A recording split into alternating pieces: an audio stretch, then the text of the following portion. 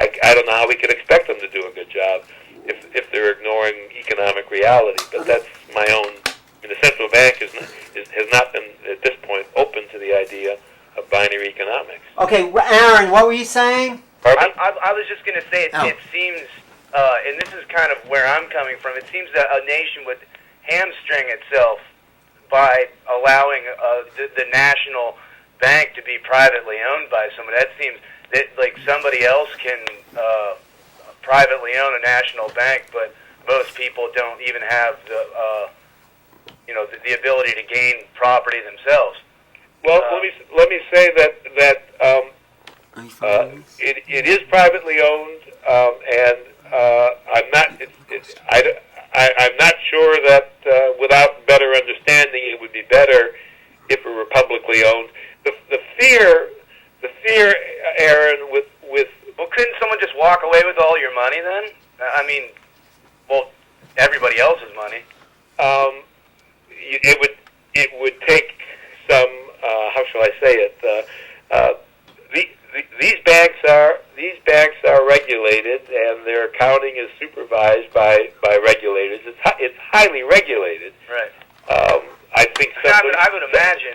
But somebody, just to answer your question, if somebody were inclined to steal money from the bank and literally walk away with it, I think you might be able to do it as easily with public money as with private money. Right.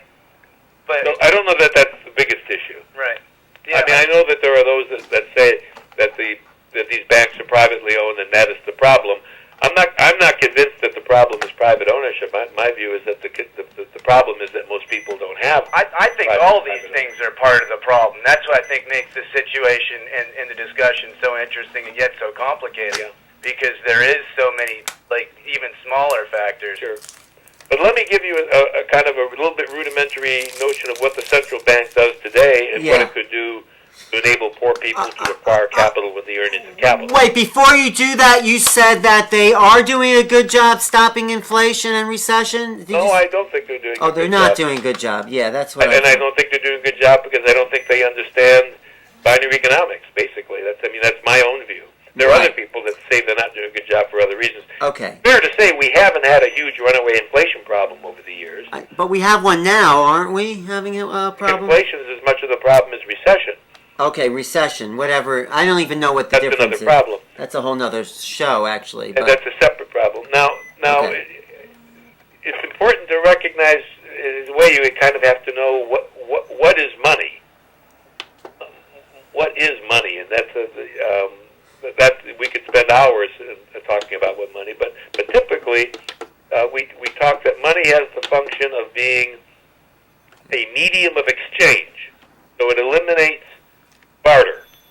So that if for example, if I grow apples, you grow vegetables, and Aaron grows peaches, and I don't want to just eat apples. I want to, if I want to, each of us makes our own products. If we had to barter it, we'd have a massive trading thing. You couldn't trade all the things and get them.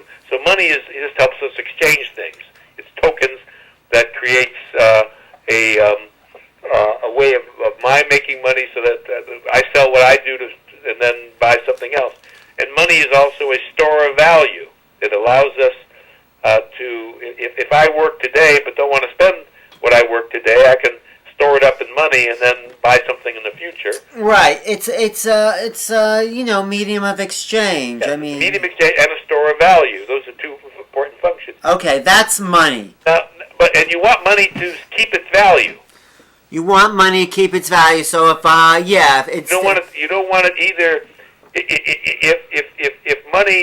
If money loses its value, you lose the value of your income. Right. If money becomes more valuable, you're actually getting paid for more. You have more spending power than your earning contribution, and somebody else has to work more to get the same thing. So it's intergenerational. You want to keep money's value stable. But how does that work in a world economy where monies and economies are always valuing, and competing with the value of their systems? You know what I'm saying? You asked $64,000 questions. Yeah. It works. How shall I say it? Very chaotically in a world economy. Is there a way to institute binary economics on a world level? I think it needs to start on a national level. Okay. Because I think it needs a central bank.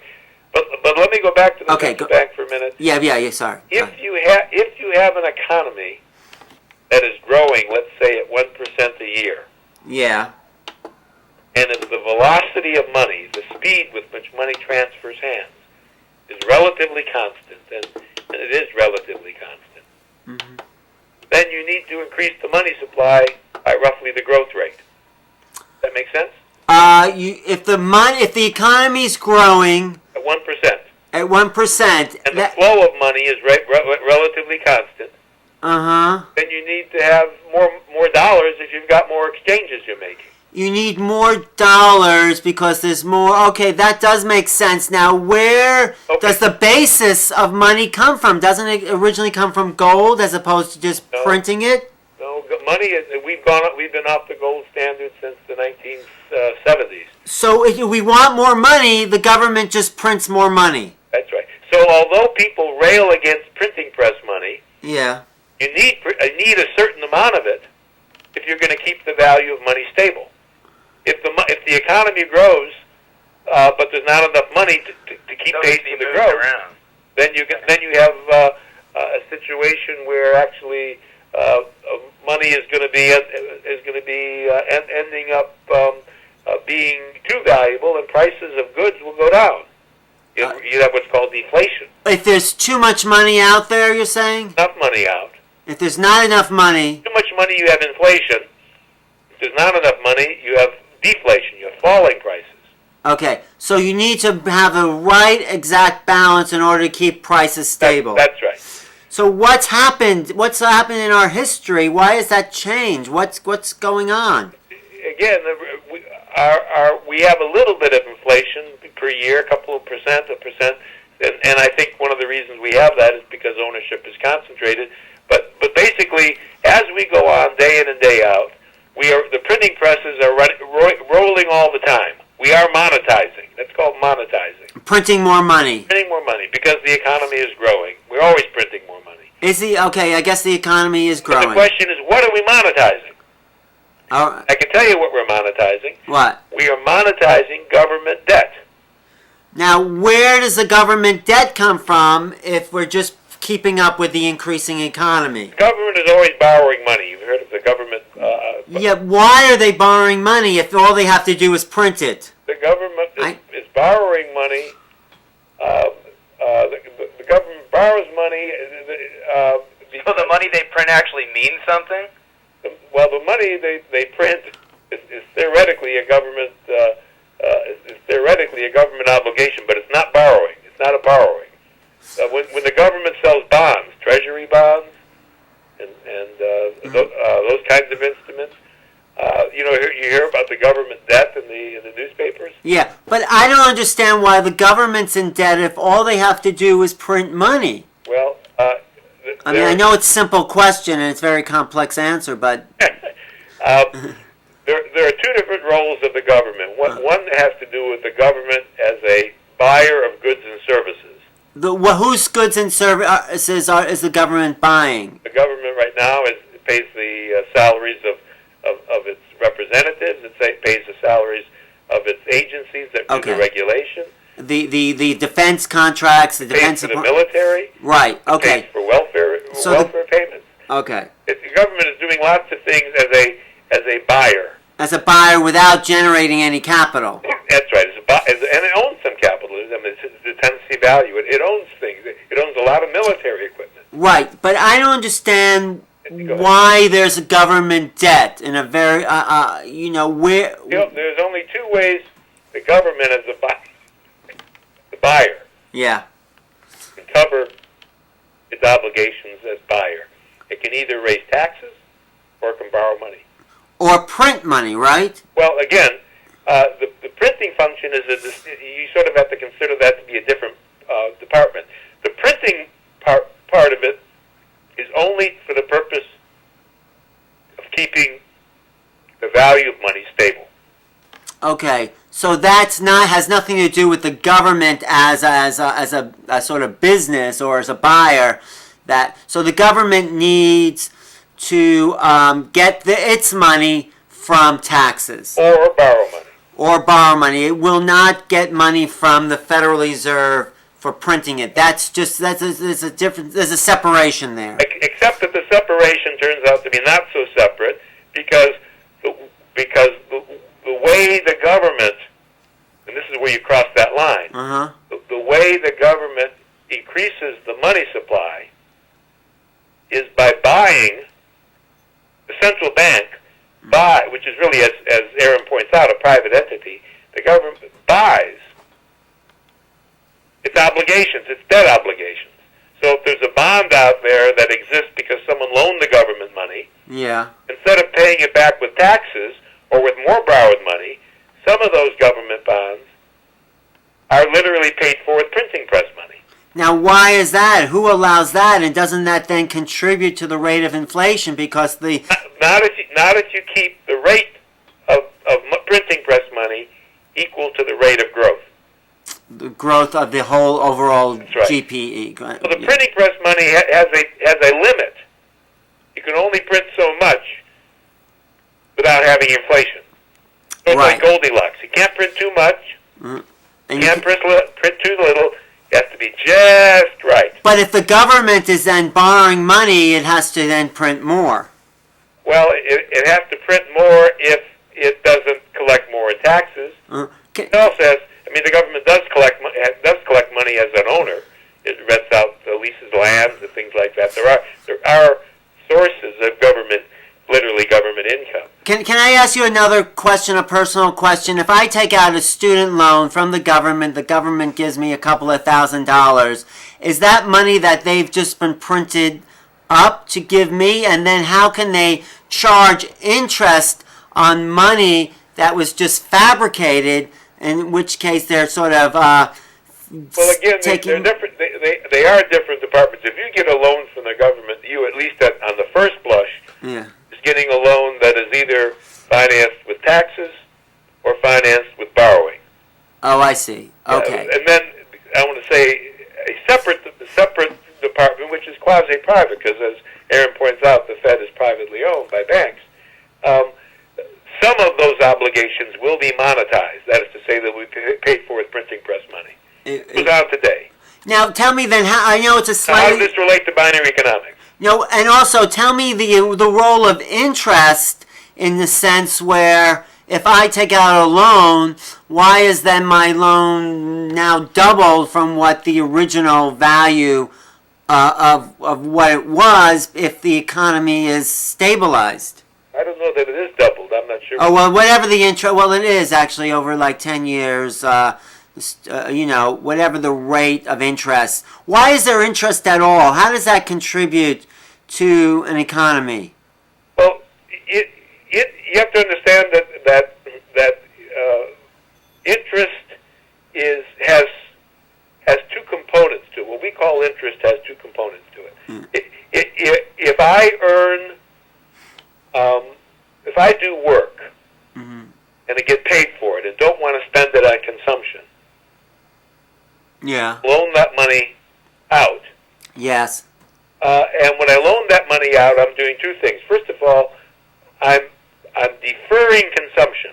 I'm saying I'll enjoy this, I'll spend this later, not now. Right.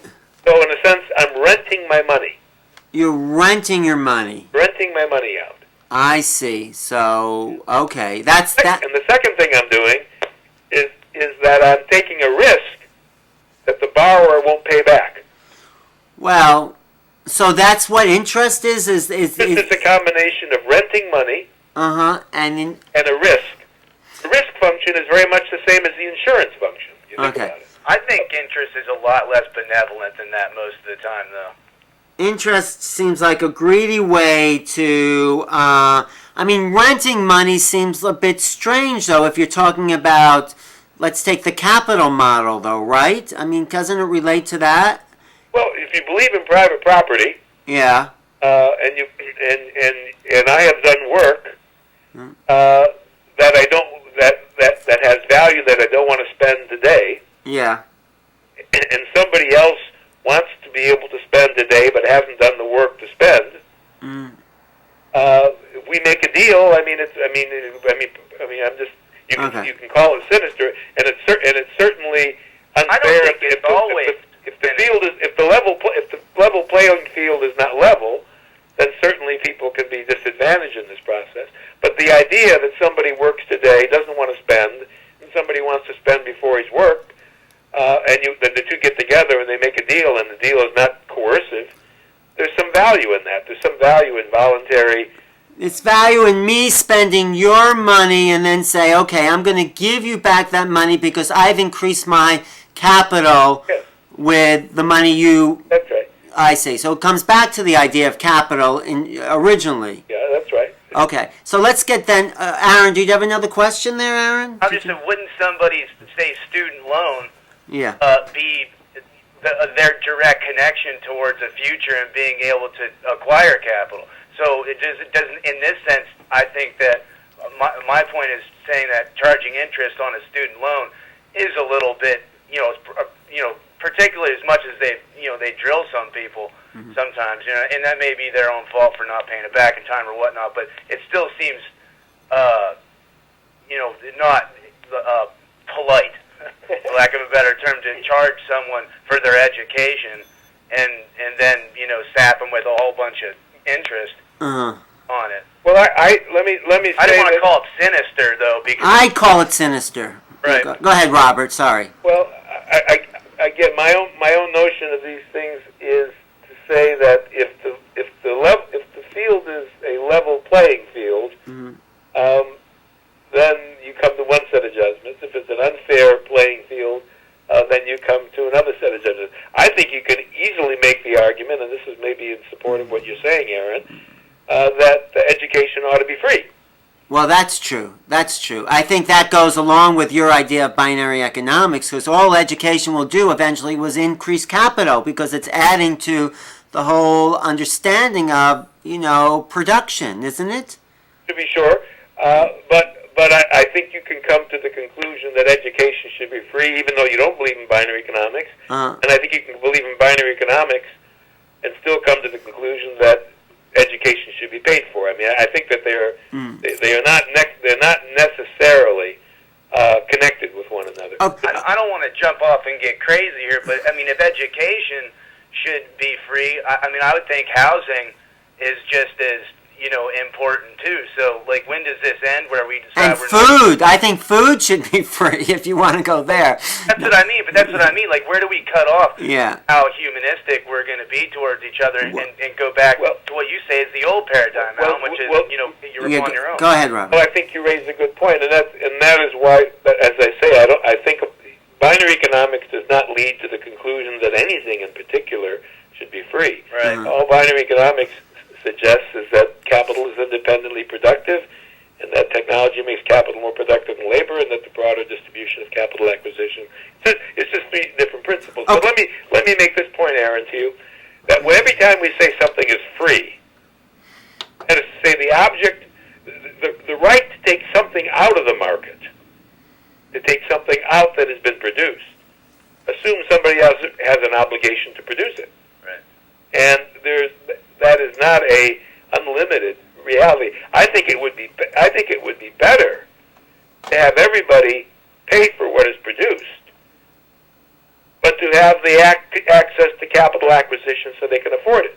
Right. I think that explains not only how you take out of the market, it explains how you put into the market. And that's where I come to the binary solution as being... I keep coming back in my gut to the idea that, like, it just seems like it will always be, or at least right now, hopefully not always, it's very difficult now to try to explain to the people that, for lack of a better term again, the haves, to explain to them that, maybe they could curb their enthusiasm a little bit on how much money they need to make in their lifetimes. Well, I don't think you need to do that to get them to understand binary economics. No, but I think ultimately, don't you think that it would point to that to a certain degree? I mean, you tell a guy who owns a factory, again, I'll use a plastics factory, you tell his workers that they can own that plastics factory or buy the machines to open their own plastics factory, that's going to immediately send that guy who's the original owner of the factory off running for the hills, because he's going to think that he's getting. I would think that most of the gut reaction would be like, "Whoa, they're cutting in." But the way the binary system, well, there are two different levels. On one level is he may prefer to have people remain ignorant about the idea that if they can acquire capital with the earnings of capital, the whole economy will get richer. He may prefer that people be ignorant about that. But once you understand the binary principles, no company is required to do that. It might be that General Motors thinks it's in its interest to broaden ownership, and Ford too.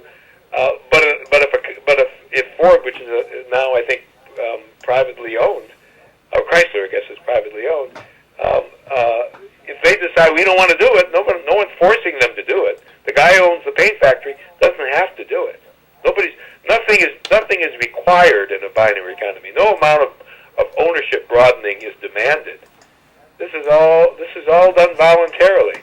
Okay, now get back to government debt and just like include that interest part, because isn't interest accruing in the government debt, which is also affecting the stability of the economy? Yes, interest does, and you have to also ask why do we need the government debt? But if you go back to the box back, I mean, one of the things that a binary economy will do, reduce the need for welfare payments, because as people become more capital rich, they'll need less redistribution. Another thing that a binary economy will do is people earn more and more income from capital, they'll be paying more and more taxes. So you get an increase. You get an increase in tax revenue and need to borrow less. Well, couldn't the government get involved with binary economics then too, and not have to tax people as much? Yes, if the government promoted binary economics, you would have a reduction in taxes. That's correct, and you would have more. You would have a reduction in the tax rate, but you also would have more tax revenues, right, because people would be earning more. You could lower tax rates, but still have more revenues because people are earning more and more from capital in the long run. So both things would be going on. So let's continue. So we have the central bank. We're going to central bank. Okay, there's the central bank. Now, instead of monetizing government bonds, the central bank could monetize the loan that the commercial lender makes to the trust.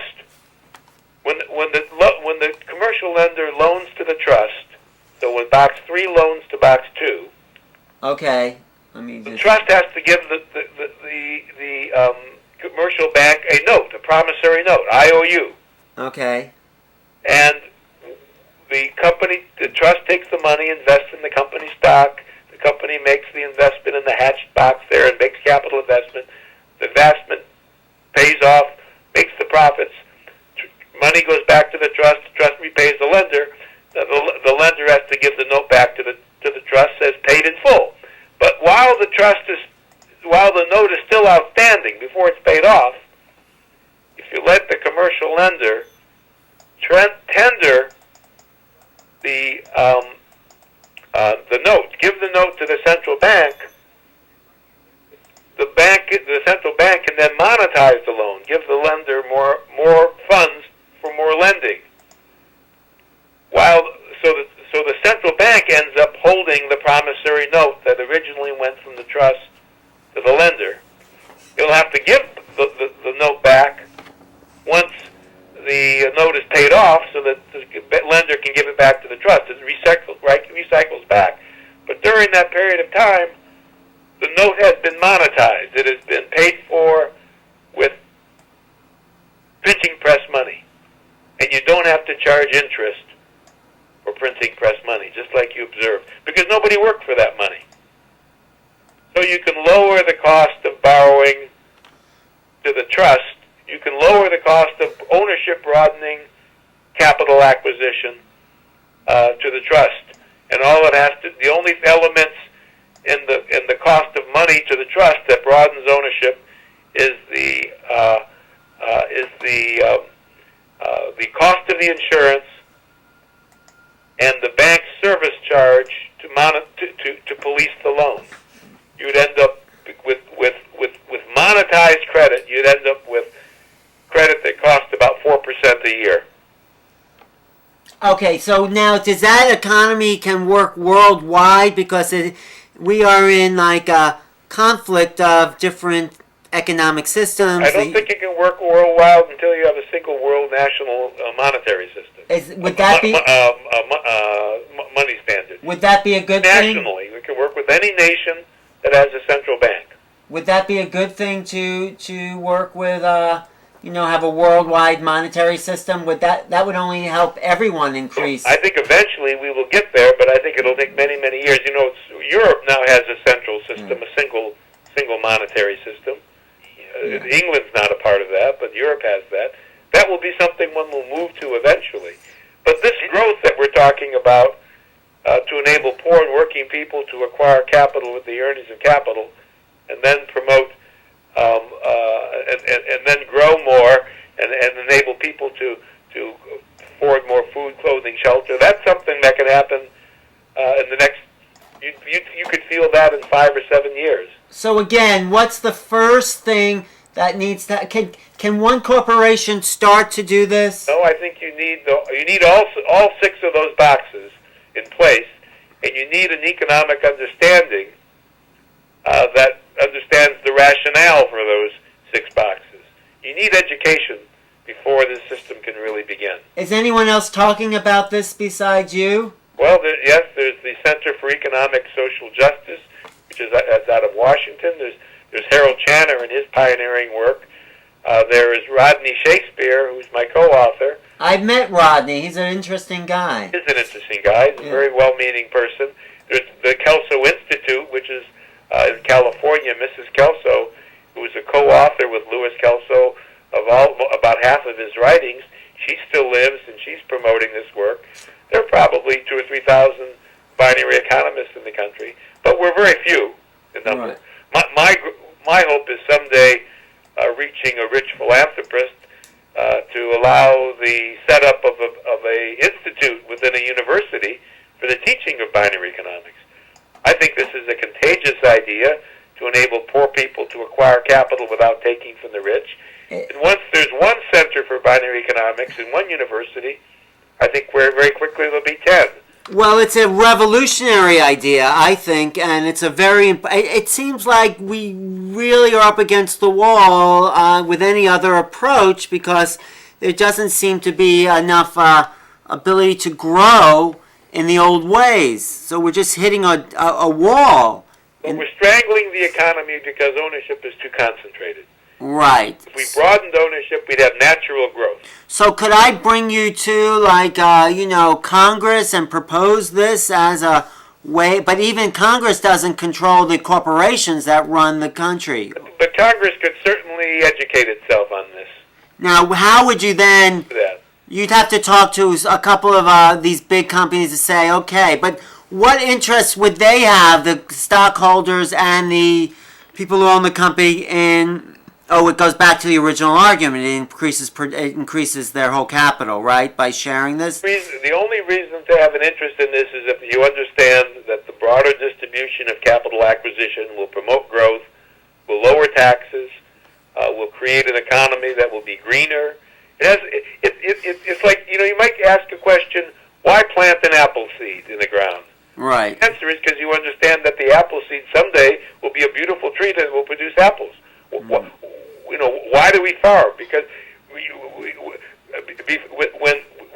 before people were very civilized or sophisticated, they would gather nuts and fruits, but they had no idea why to plant them. Why plant them? Because if you understand the longer term implications, it improves your life. You can hunt animals down, but how about domesticating them and growing them? Right. As we understand the longer relationship of time to production, you do wiser and wiser things. And broadening ownership is a part of that deeper and broader understanding. Gentlemen, the most important thing you folks can do, yes, and it is a top-down strategies. I mean, one of the things you're doing now is you're educating the public, which is wonderful. But I do think that if we could get to, again, some of the people who have money and profess to be interested in something, again, my own view is that if I could sit across the table from Bono and get him to understand this, or Oprah, or... Well, maybe we'll do that. My friend Zachary here has been listening very well. He's taking a lot of notes, so he has a couple of things he wants to run by you. Well, I just have a question, Mr. Ashcroft. For example, every time you've mentioned, acquiring capital with the earnings of capital, obviously, I think of real estate, buying real estate through a loan or anything like that, and then rental. I mean, I'm trying to put it into practical terms just in one aspect in my mind. What are other examples? Yes, excellent. Well, let me say, capital. Zachary, you're right on target when you look at the real estate model, because it both explains the idea but also reveals its limitations. When I say you can acquire capital with the earnings of capital, I have a feeling that you know that if you could find an apartment building where the rents will pay for the cost of buying it, and you can sweet talk a lender into 100% financing, and you're reasonably sure because of government plans in that area that the neighborhood's going to go up in value, an apartment building will buy itself with the earnings of capital and then produce an income for the rest of your life. That's the real estate example. Mm-hmm. But the problem with real estate for poor and working people is that it's finite. Is that it's finite and it's very risky. If you invest in, location, real estate investment is risky, and it's subject to things like we see now, bubbles and all sorts of things. Mm-hmm. But by and large, America's 3,000 largest companies, some will go up, belly up, some will lose money, but there's not a millionaire in America that isn't invested in a diversified portfolio in America's 3,000 largest companies. And there's not a multimillionaire in the world, that capital investment which is capable of, because it's large enough and diversified enough, capable of sustaining capital acquisition with insurance. And the binary economists believe, and I think it's correct, that it's not a single real estate transaction, and it's not even a single small startup company, and it's not even one company like General Motors. It's the diversified portfolio of the largest credit-worthy companies in an economy like the U.S., or taking U.S., Japan, and Germany together. It's all of that. This could work on a global basis. Right now, I think the average income of most people in the world is $3 a year. Imagine if you could double that. Imagine the level of investment globally and profitability of global companies that would exist if we could just double or triple what amounts to a very meager income. So, in fact, I don't know if that answers your question, but this is a global solution, or at least a nationwide solution. Well, it does answer it, but it also I guess creates another one. The fact, so you're saying that the capital that I'm trying to grasp into an idea of a tangible capital, something I can really think of. But in fact, what you're saying is you're talking about stocks and shares. You're talking about a digital capital in a way with that create earnings that can be acquired through the earnings of capital. Remember, when we talk, you're right. When we talk about capital, they're really two different words, and they're often confused. There is real capital, and if you know something about accounting, you know that real capital is on the left-hand side of the balance sheet. And then there's financial capital, which is a claim on real capital, and that's the stocks and the bonds on the right-hand side. So when we look at America's 3,000 largest companies, you can think of the real assets they own. Everything that General Motors owns, everything that Ford owns, everything that Pepsi owns, everything that Microsoft earns. Some of it's intangible, doesn't have to be all tangible. But there are things, including patents and trademarks and software, that are capable of doing work. And then there's the financial capital, which is the claim on the real capital. It's the ownership interest in the real capital. And what the binary approach does is enable people to acquire a share of financial capital that in turn is a share of ownership of the real capital. Right. That makes sense to you? It does. Good. Okay, so your questions are excellent. Keep going. Absolutely.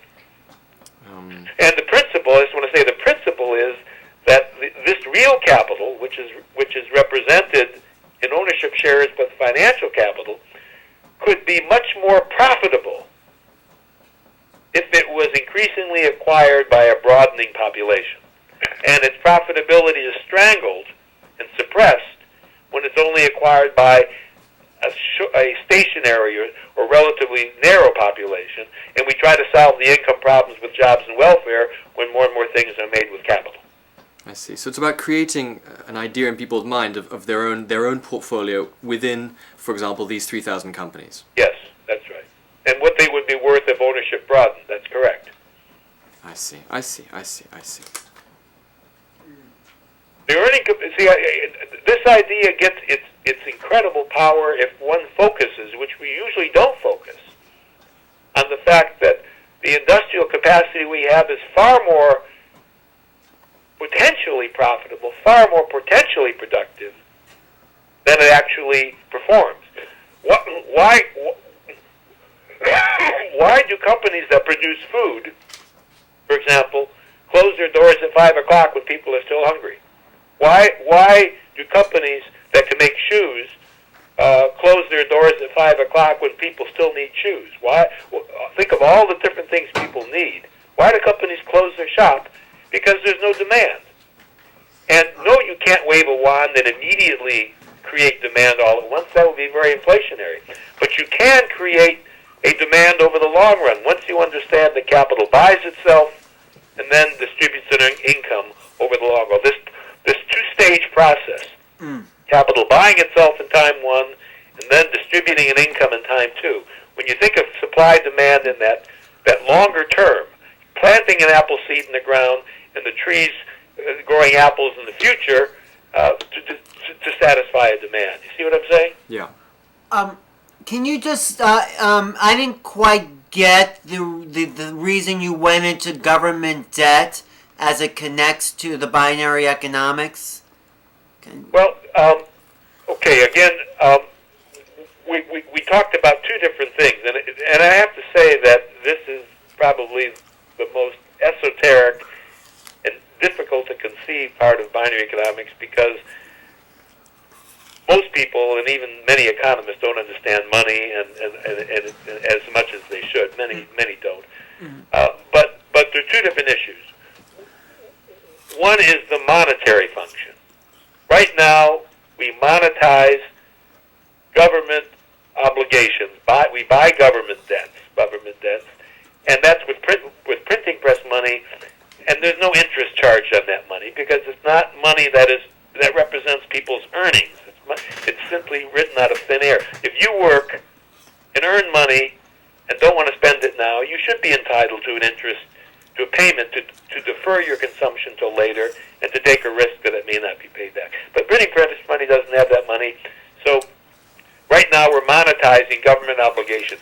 We could monetize capital acquisition, and if we monetize capital acquisition, enabling poor people to acquire capital with the earnings of capital on credit and monetize those loans, then you wouldn't have to charge interest for that. All you'd have to charge is the service charge that the bank properly earns for monitoring the loan, for deciding its feasibility, for making sure the payments are there, sometimes for enforcing delinquent loans, and for the insurance risk. Those are legitimate charges, and that's something that the new owners who acquire capital with the earnings of capital this way should pay. But you could monetize. So that's one issue.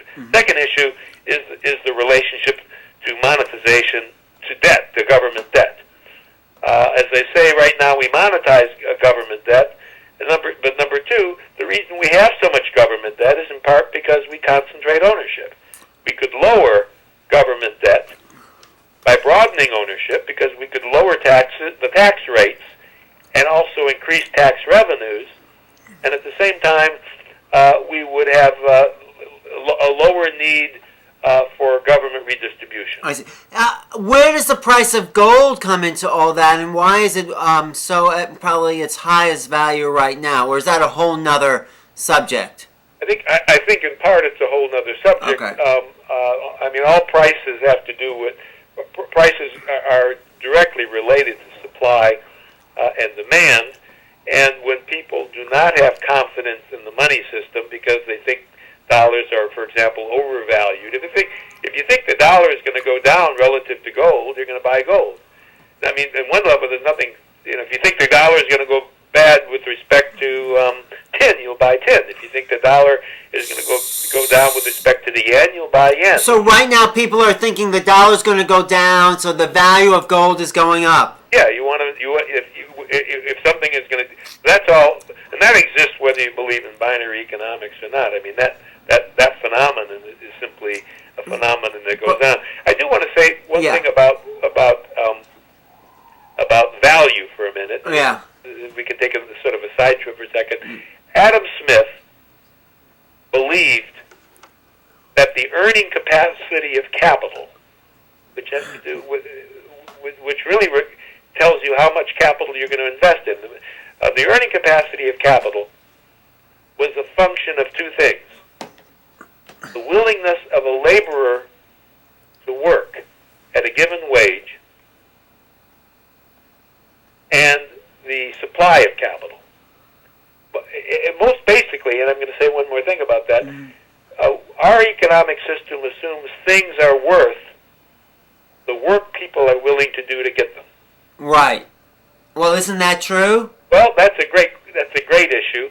Now, let me give you an example. Let's suppose that we're going to simplify the economy. Let's suppose that all you had to do was eat apples, okay?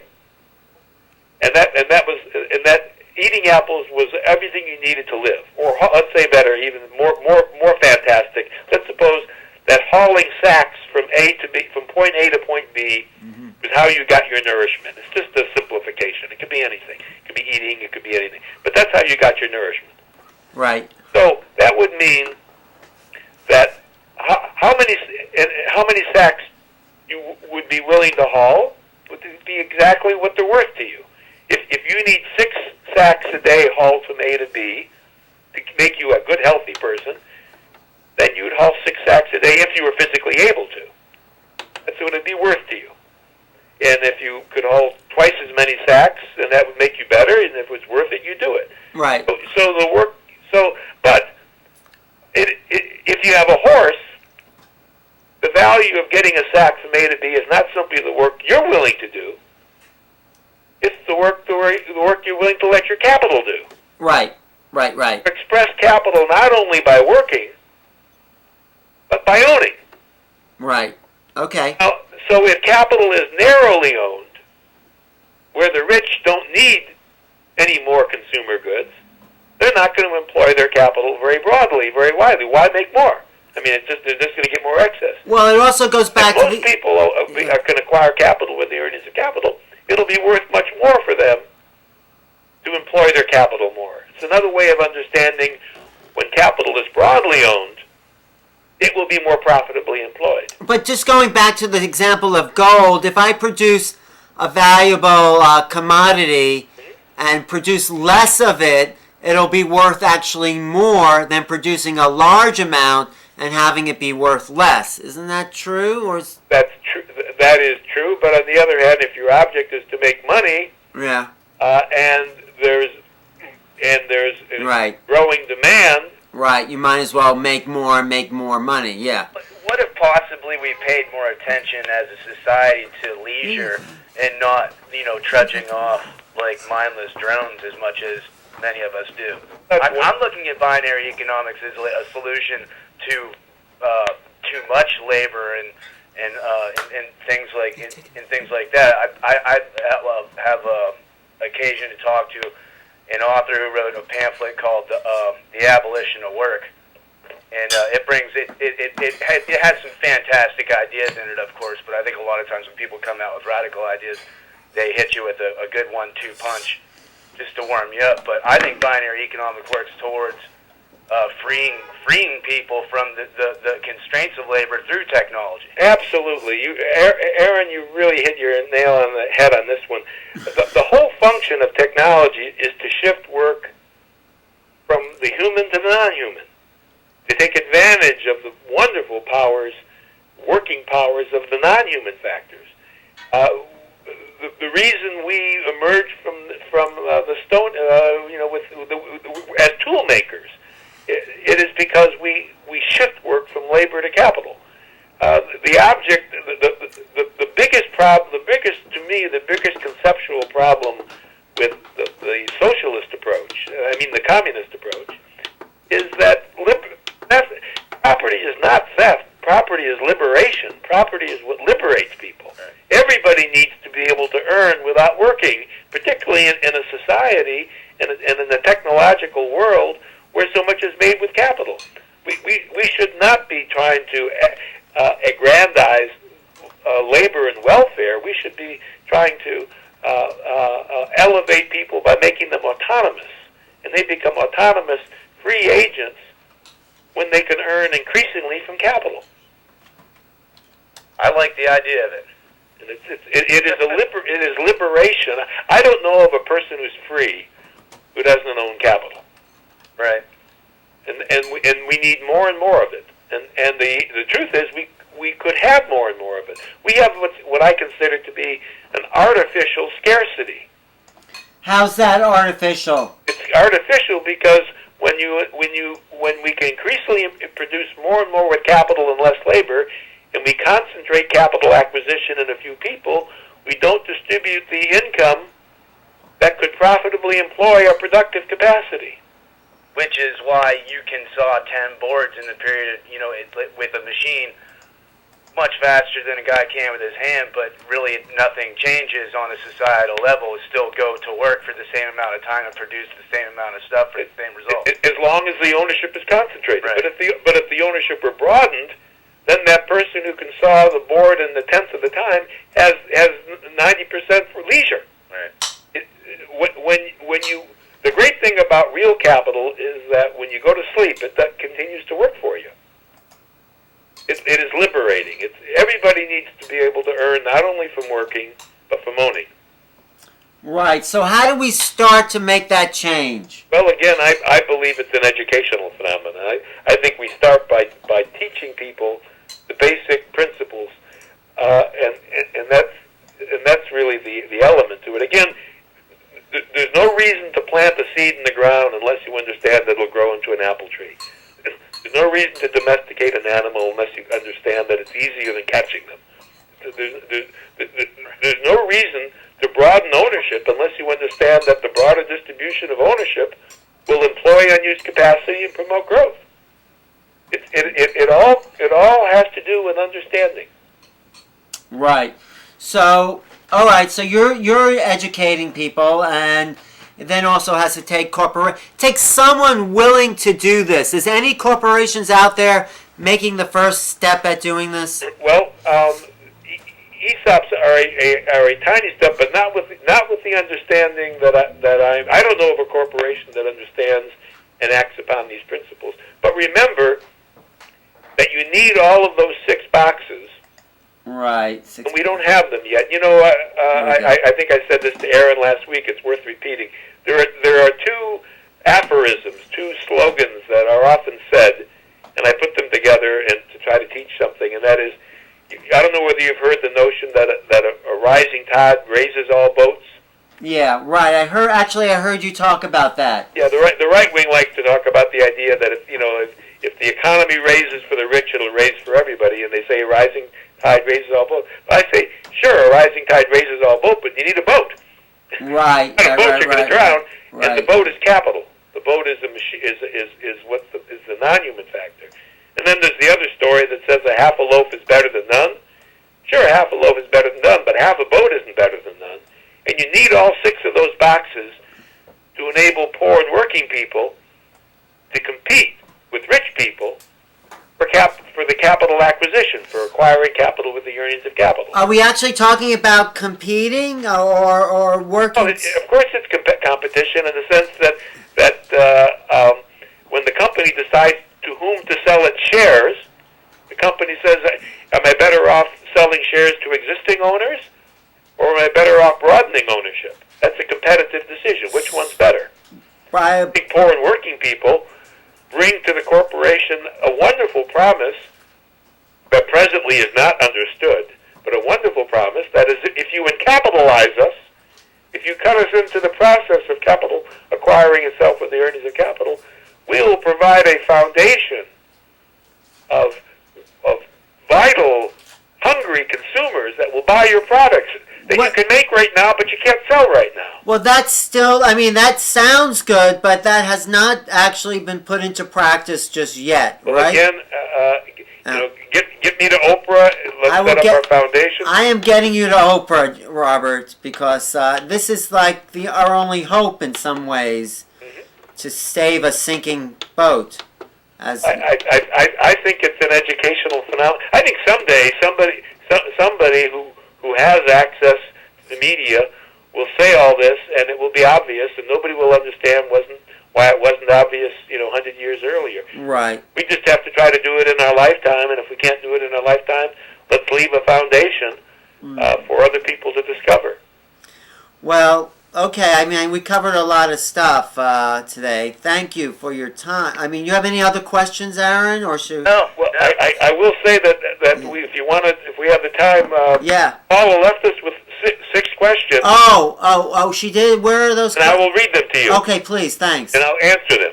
Okay. Who insures the right to own capital with the earnings of capital? Well, the answer to that is that it would be the capital credit insurance companies that will emerge once they realize what a profitable business it is to broaden ownership, and there'll be a government reinsurance entity if we follow the model of the FHA. Before the Federal Housing Administration existed in America, which is 1935, 1/3 of the people owned their homes. Now 2/3 of the people own homes, and the FHA was the seed example, so that can be done. Now, I want to say a parenthesis. Can you abuse a system like the subprime lending? Yes, you can abuse any system, but it doesn't mean the logic of broadening ownership wouldn't make sense. So the first question is, who insures the right to own capital with the earnings of capital? The answer is private capital credit insurance companies that understand the principle of binary growth. How do the doors get open to capital acquisition? The proposal that we have on the 6-box diagram is that we open this to companies that want to broaden their ownership. Ford and General Motors understand the value for this. Ford, Coke and Pepsi, General Foods, and other food companies. It's the producers that right now could produce more if they broaden ownership. It's by invitation, and the invitation should logically go to employees, consumers. If every company knew that it could capitalize welfare recipients, and after they begin earning an income, the company gets the tax credit for the lower taxes you can have because you don't have to pay them welfare, there'd be incentive to that. Is money capital? That's the next question. No, money is not capital as we use it. Capital is like machines, tools, structures. Money is a medium of exchange. Money does not do work. Machines, tools, structures, patents, trademarks, secret processes, company organization, those things do work. Money is just a medium of exchange. What if I'm not an employee with a company? How can I take part? The answer is that you expand the ESOP concept, the employee ownership concept, to include consumers, like we have frequent flyer programs today, and things of that sort. Every company, like a utility company, a phone company, a bank, a utility company, an airline company, a car company, where you have major investments as an ongoing relationship with the consumers, they can expand it. We can expand it to anybody who's willing to be invited.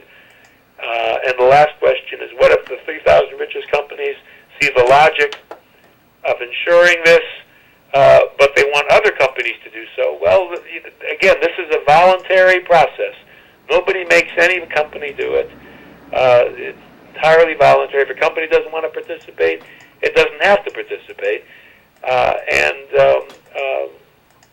Our own view, the binary view, is that the more people that understand this, the more they'll see it as something that everybody can benefit from. Win-win. And that's our hope. Those were Paula's questions. I have a picture of Paula up on the screen here. So what's the next step as we kind of close out this session? What's the next step for you?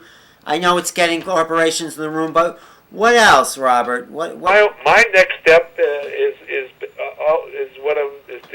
more of what I'm doing. My next continue educating the students. I do teach a course in binary economics at Syracuse University, but I'm always in the process of teaching teachers and people and encouraging teachers.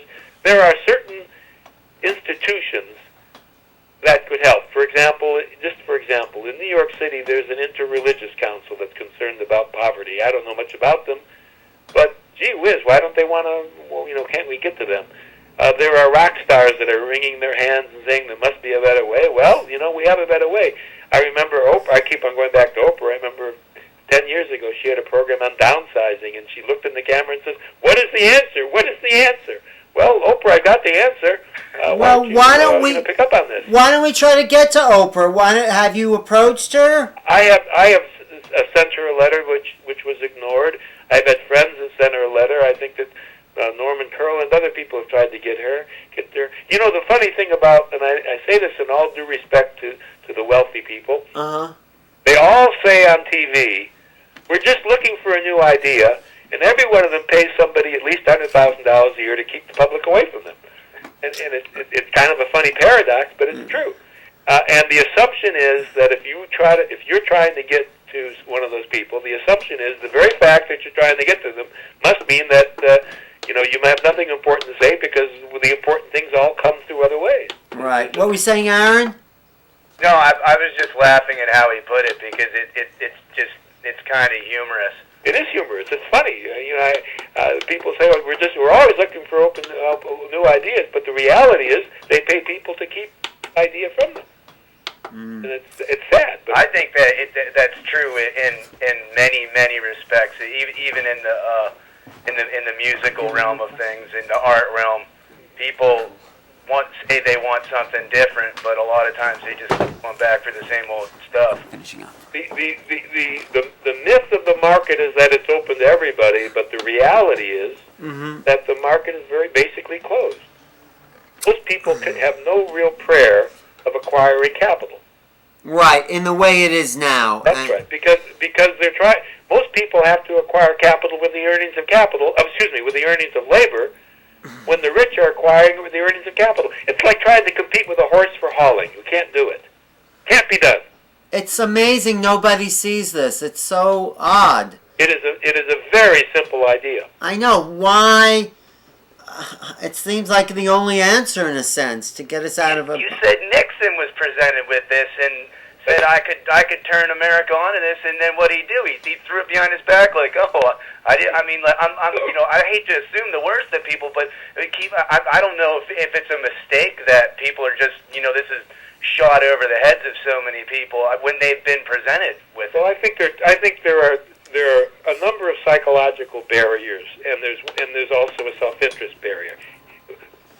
One psychological barrier is simply that it's different from the traditional way of looking at things, and that's just people just generally speaking don't easily look at new things in new ways. That's one reality.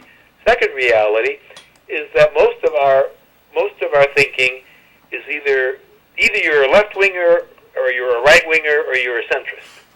So we start with a preconception, and this says that the right wing is wrong because markets aren't really open as long as most people cannot acquire capital with the earnings of capital, and that labor is not producing most of the wealth. It says the left wing is wrong because you don't really need socialism or communism or redistribution.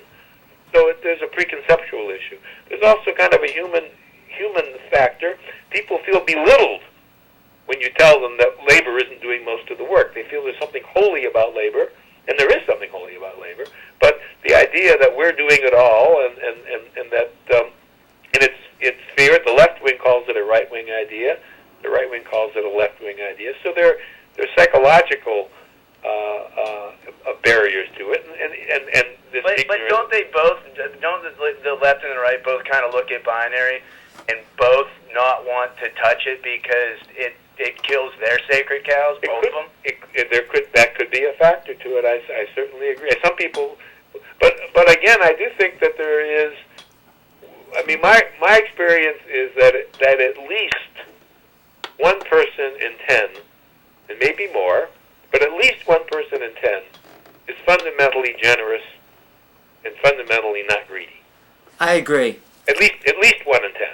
And now, 10% of 1% of the people in our country own 50% of the wealth.